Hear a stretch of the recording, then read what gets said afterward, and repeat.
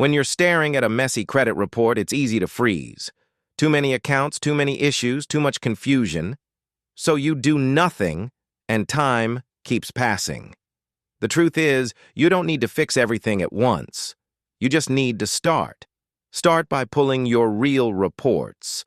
Not just what you see on free apps. Get your full credit reports from all 3 bureaus. Look at what's hurting you. Collections, charge-offs, late payments, high balances. Then pick one category to attack. If it's collections, start there. If your utilization is maxed out, lower it. Focus on one move, not 10. From there, it's all momentum.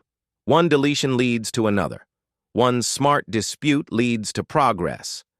But none of that happens until you move. Credit repair isn't magic. It's motion. If you're ready to get moving and need a real plan, go to CreditFixGuy.com.